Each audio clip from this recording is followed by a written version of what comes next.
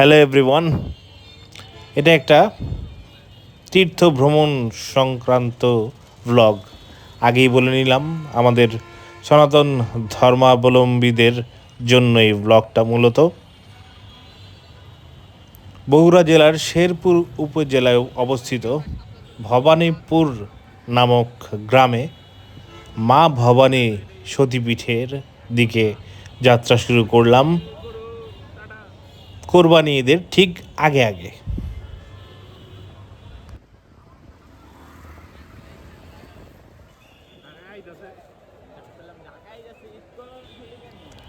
অনলাইনের টিকিট আগেই কেটে ফেলেছিলাম। শঙ্কায় ছিলাম যে এই ভিড়ের মধ্যে ট্রেনে উঠতে পারবো কি না।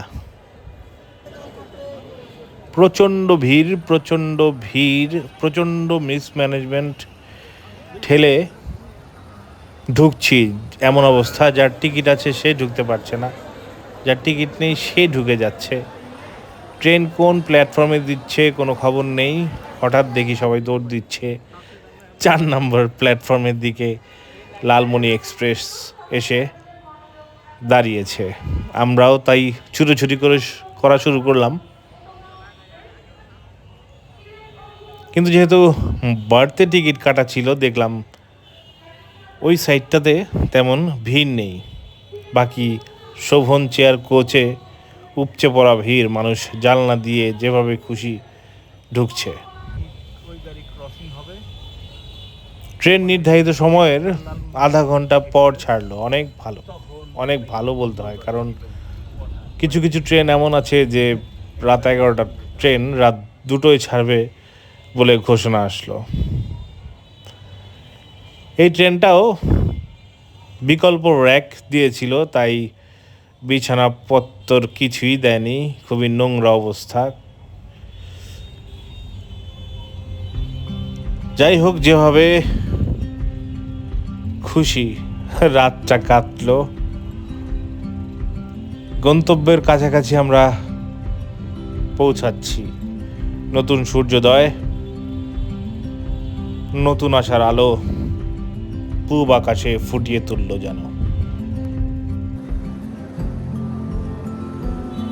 জীবনে প্রথমবার বগুড়ার মাটিতে পা রেখে আমি উচ্ছ্বসিতই ছিলাম, কিন্তু অবাক হলাম রাতের ঝড়ে বৃষ্টিতে এই মানুষগুলো কিভাবে ট্রেনের ছাদে টিকে গেল। ঈশ্বর ওনাদের সহায় হন। আমাদেরকে নামিয়ে দিয়ে বগুড়া ছেড়ে লালমনি হাটের উদ্দেশ্যে রওনা হলো Lalmoni express. It was quite a pleasant experience, কিন্তু বার্থের বগিটা খুবই বাজে ছিল। আকবরিয়া হোটেল বগুড়ায় নেমেই একদম নাস্তা করার জন্য ঝাঁপিয়ে পড়লাম।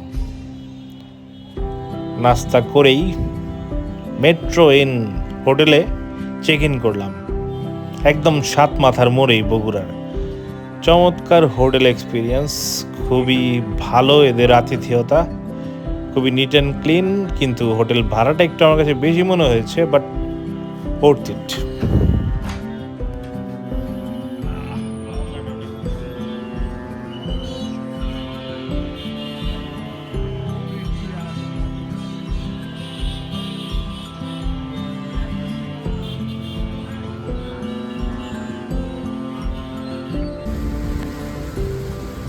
হোটেলে চেক ইন করে ফ্রেশ হয়ে বৃষ্টি মাথায় নিয়েই রওনা হলাম শেরপুরের উদ্দেশ্যে।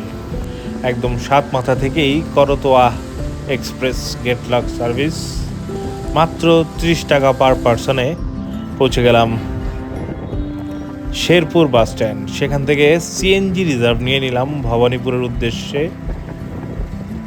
250 টাকা। আর যদি শেয়ারিংয়ে যেতাম তাহলে পড়তো পার পার্সন 50 টাকা। চমৎকার রাস্তা, একদম বাটার স্মুথ, ফ্যামিলি নিয়ে খুব সহজেই যাওয়া যাবে। এবং ওয়েদারটা এত প্লেজেন্ট ছিল,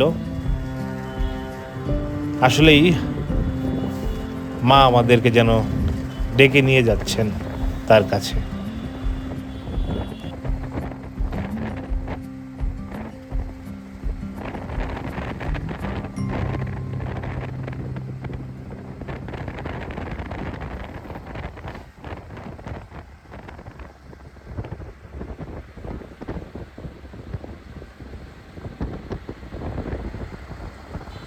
এমন ওয়েদার, এমন রাস্তা দেখলেই আসলে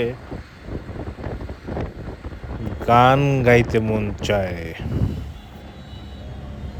এমন দেশটি কোথাও খুঁজে পাবে না কো তুমি, সকল দেশের রানী সেজে আমার জন্মভূমি, সে যে আমার জন্মভূমি, সে যে আমার জন্মভূমি।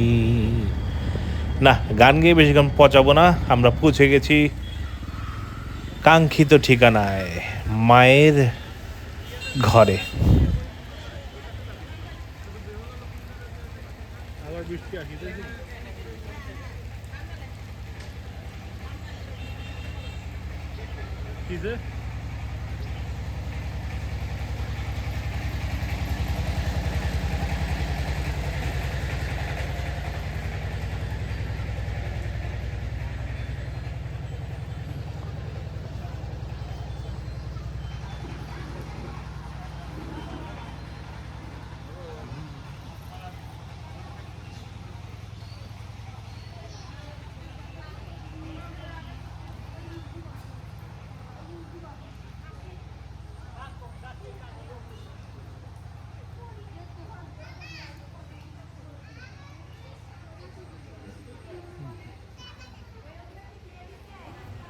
মন্দিরে ঢুকেই একটু স্ক্যাটার্ড ওয়েতে ঘোরাঘুরি শুরু করলাম।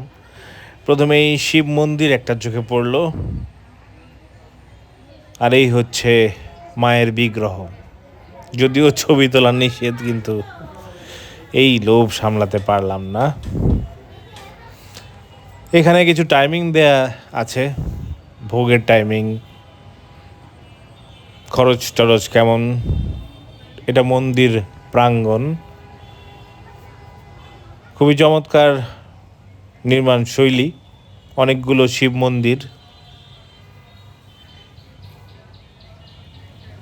আর বারবার বলছি, এমন চমৎকার ওয়েদার, আর মন্দির প্রাঙ্গণটাও চমৎকার।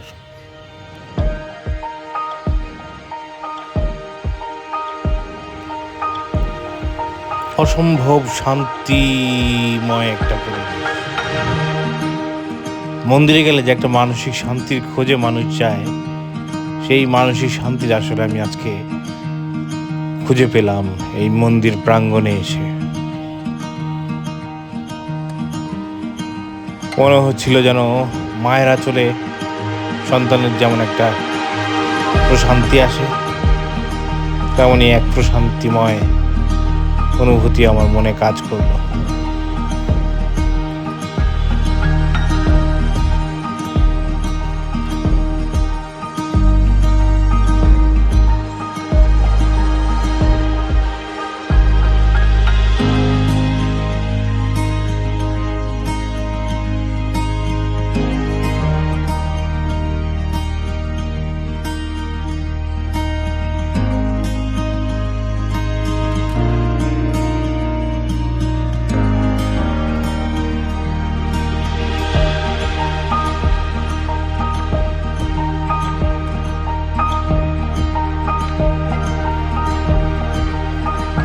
মন্দির প্রাঙ্গণে এমন এমন অ্যাস্থেটিক, মানে প্রাচীন নিদর্শন, এমন আসলে কালের সাক্ষী রয়েছে, যেটা আমাকে খুবই প্রভাবিত করেছে।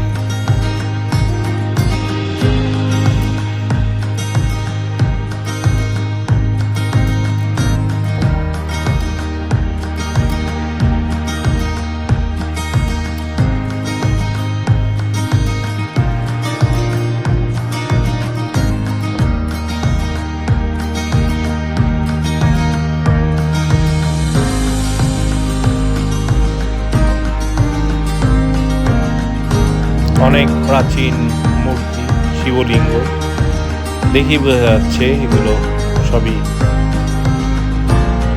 স্বয়ম্ভূ।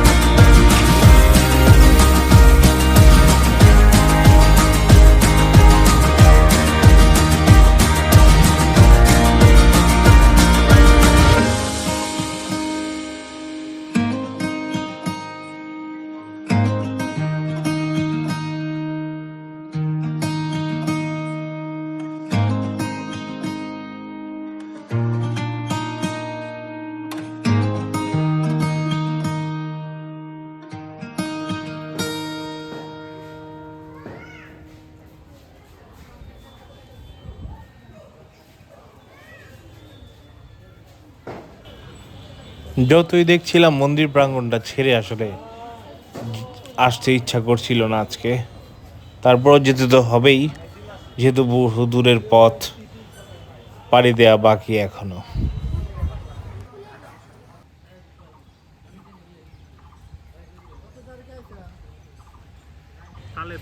একটা বড় গেট নির্মাণাধীন এই মন্দিরের। এই মন্দিরে আসার পথটা যেমন সুন্দর, মন্দিরটা আরো সুন্দর হোক এই আশাই করি। এবারের মতো তীর্থ ভ্রমণ এখানেই শেষ। সবাই ভালো থাকবেন, সুস্থ থাকবেন। দেখা হবে আবার নতুন কোনো ভ্লগে।